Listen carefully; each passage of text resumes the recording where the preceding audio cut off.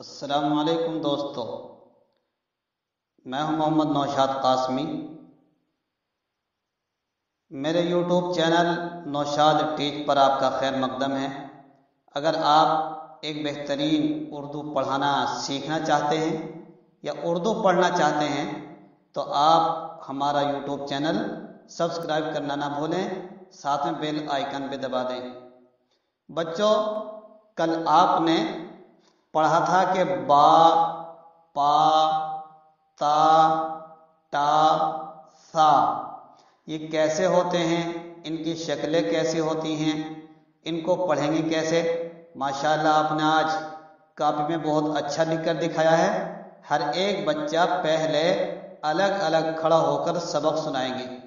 آپ بھی کھڑے ہو جائیے، سب ایک ایک بچہ کھڑے ہوتے جاؤ اور زور سے پڑھتے جائیے، اور جو لفظ تمہیں پڑھنا ہے ساتھ میں انگلی کے اشارے سے اس کو ہوا میں بھی لکھتے چلے جائیں، فضا کے اندر لکھیں، منہ سے بولتے جائیں اور انگلی کے اشارے سے لکھتے چلے جائیں۔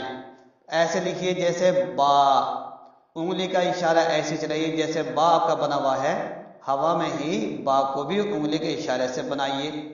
پا بھی بنائیے، تا بھی بنائیے، ٹا بھی بنائیے، سا بھی بنائیے۔ اچھا بچوں، ماشاءاللہ آپ نے بہت اچھا سبق سنایا۔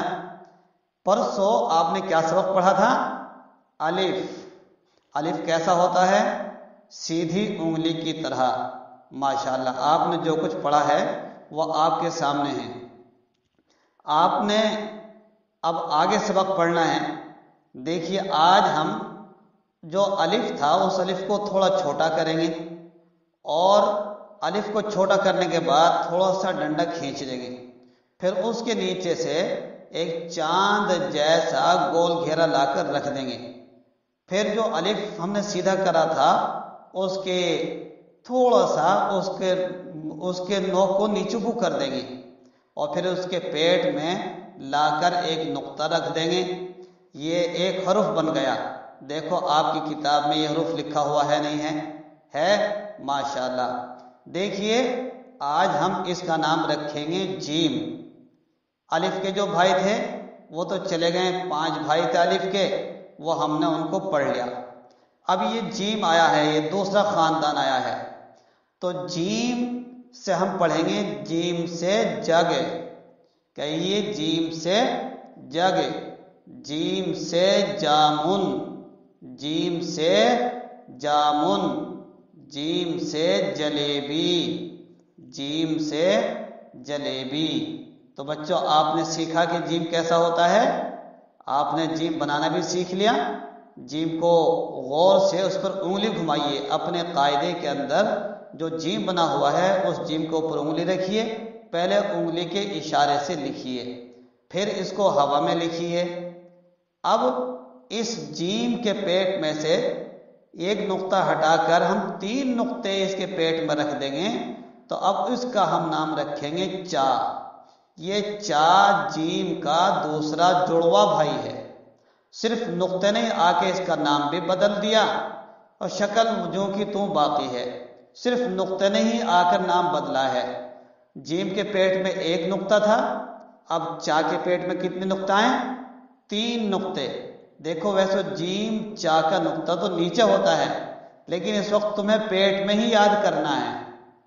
چا سے کہیے چا سے چاند، چا سے چاند۔ چاند تو آپ نے دیکھا ہی ہے، جو آسمان پر نکلتا وہی چاند ہے۔ چا سے چابی، آپ کے گھر میں جو تالے ہوتے ہیں اس کی چابی ہوتی ہے، دیکھو یہ چابی بنی ہوئی ہے۔ چا سے چابی، چا سے چٹائی، جس پر نماز پڑھتے ہیں مسجد میں اس کو چٹائی کہتے ہیں۔ صف بھی کہہ دیتے ہیں، صاد سے صف، لیکن آپ چٹائی یاد رکھیے، چا سے چٹائی۔ بچوں ماشاءاللہ آج آپ نے اب تک 2 حرف یاد کر لیے، ایک حرف اور یاد کر لیتے ہیں۔ چلیے، چا کے پیٹ میں سے سارے نقطے ہٹا دو تو اس کا نام رکھیں گے اب ہم ہا۔ یہ ہا نکلتا ہے حلق میں سے، ہا کے اندر جو کھال لٹکی ہوئی ہے وہاں سے بھی اندر سے ہا نکل کر آتا ہے۔ ہاں، ہم نے جیم نہیں بتایا جیم کہاں سے نکلتا۔ جیم نکلے گا جو سامنے کے دانت بڑے ہیں जीभ की नोक ऊपर के तालू पर लगा दो तो जीम निकल जाएगा। चा भी वहीं से निकलेगा जहां से जीम निकालना मुंह में से, और हा निकल कर आएगा हलक में से। हा, हा से हुक्का, हा से हलवा, हा से हौज। हौज वो कहलाती है जिसके ऊपर बैठकर वुजू करते हैं या हाथ मुंह धो लेते हैं।